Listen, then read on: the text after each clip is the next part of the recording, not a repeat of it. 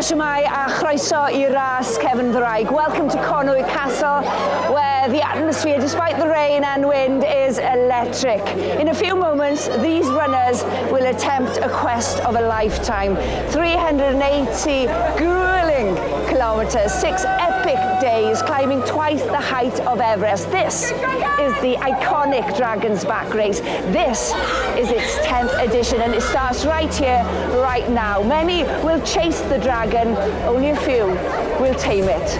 I'm Danny.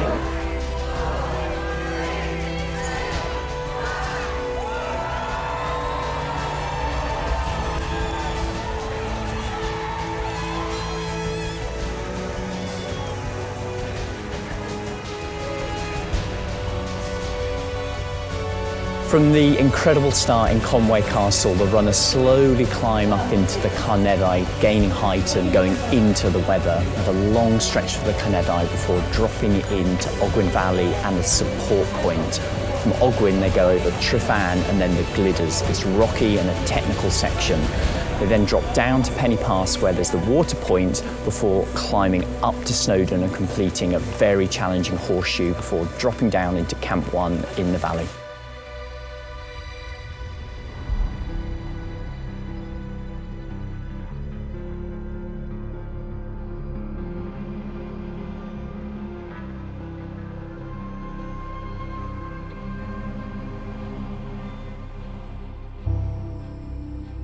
Croeso I Gopa'r Wyddfa. Welcome to the highest peak in Wales, even though we can't see anything at the moment, but this is the heart of day one.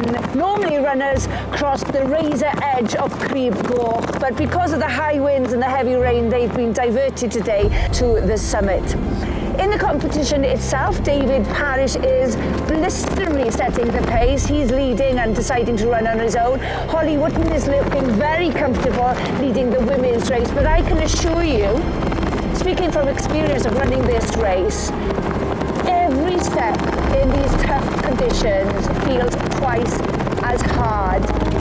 Even though the legs will be burning by the time they arrive at the summit, they'll be driven by the highs of the start of the race, they'll be driven by the adrenaline, the nervous excitement, and the thrill, of course, of racing in Eryri, in the mountains here. This is a proper mountain stage, a raw, unforgiving, challenging start, reminding every runner of what the Dragon's Back race is all about.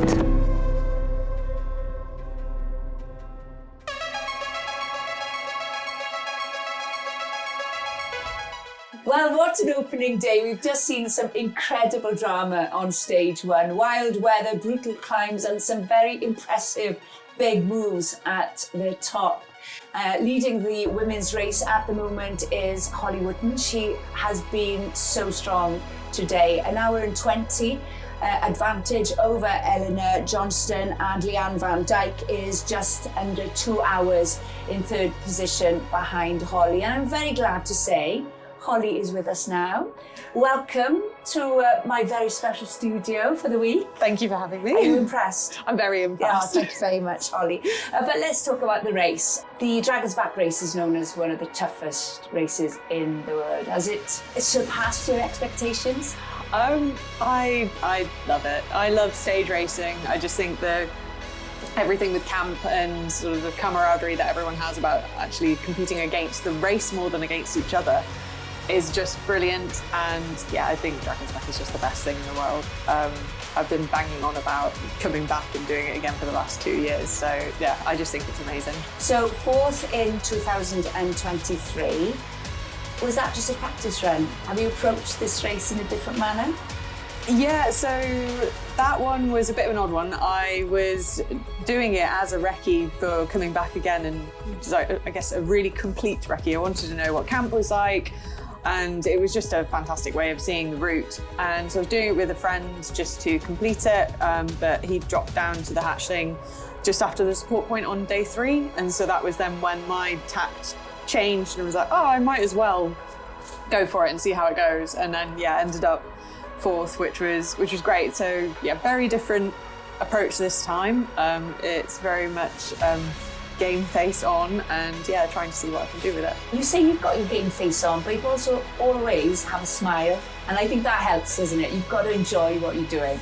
I loved today. I think possibly the best bit of today was coming down towards Penny Pass. It was just that descent was hysterical. It was just a permanent stream in the grass, and so fell over every which way possible. And then my mum and brother have been coming to a couple of points to yell Lord of the Rings inspirational quotes at me. That's what they've gone for. So I saw my mum there, and then I just felt really good going up the pig track, and I could suddenly, because I've been away from the guys for quite a bit, and I could suddenly see them again ahead of me, and I had a really nice time. I hate climbing, but that was lovely. I really enjoyed it. So it was good. Well, the good news I've got for you is there's some more climbing tomorrow. I know, but with climbing comes descending. I like descending. Of course, so because that best come down. Exactly. Thank you for speaking to us. You're and welcome. Good luck, and congratulations on a fantastic day as well, Holly. Thank you. We wish you all the very best for the rest of the race. Thank you very much.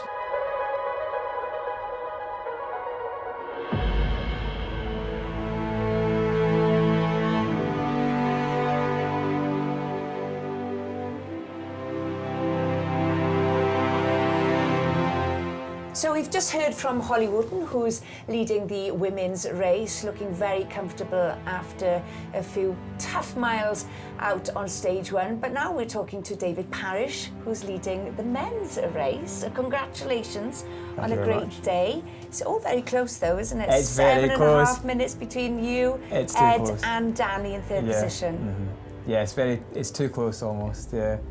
I mean, today was the only day that I'd recce'd, so I intended to go out a little bit harder because I kind of knew what I was doing, albeit in the clag it was harder to keep an eye on things, but with the navigation. But I came in and he was only 4.5 minutes behind, and I was like, oh well, tomorrow will be interesting. But I remember when I ran the Dragon's Back race, we had very thick fog, conditions similar to today, and I got lost, added the extra few hours or so to my time was probably.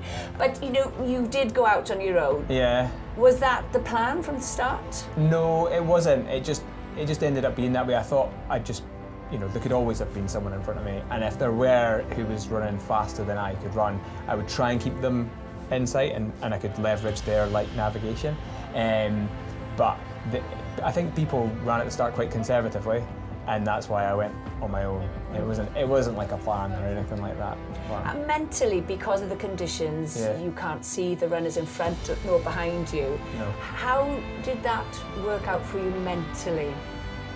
It's strange. It's like it comes in waves. So sometimes it's this like paranoia that you're being chased, which isn't a nice feeling. But then sometimes you get like a sort of leader's legs, and you're feeling quite good, and you feel like, oh, maybe I'm going to do quite well in this race. That really just depends on how your legs are feeling at that time. Because, like I say, I was sometimes they were feeling better than others. Tended to depend on whether we're going to uphill or downhill. But it's fine. Yeah. So you've got the platform, the ex-Royal Marine, you've won the Cape Wrath, you've done the Northern Traverse, etc., etc. And this is a long race, so one day down.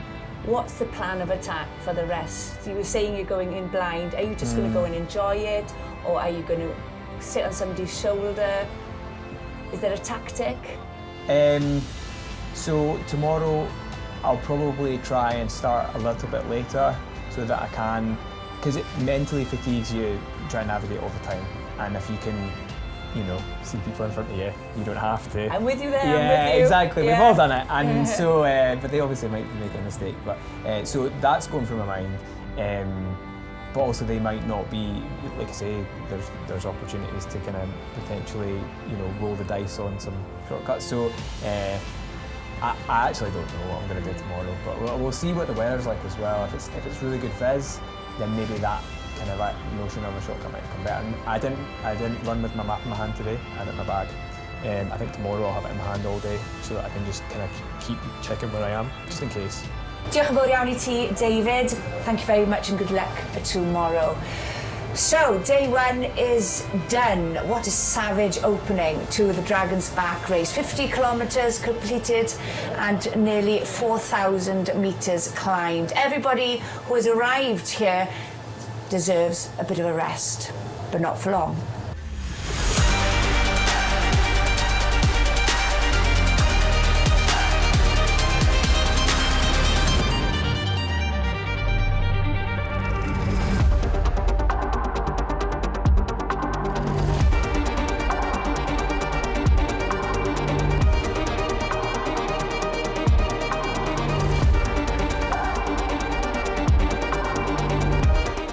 Wel, mae just dros hanner awr I fynd cyn i'r diwrnod cynta orffen. But there's no rest for the runners because tomorrow, day 2, they tackle even more. 60 kilometres and 3,200 metres of climbing. Well done, congratulations, as they head into the most broken, remote peaks of the Moelwynion and Rhinogydd. Chunks of terrain that might look small but are painfully technical and virtually untouched. No spectators, no villages, just the runner, the mountains and the dragon. Keep on dragon mailing, keep on dot watching and join us tomorrow at 8 AM on our social media, YouTube and website. Nos da I chi gyd.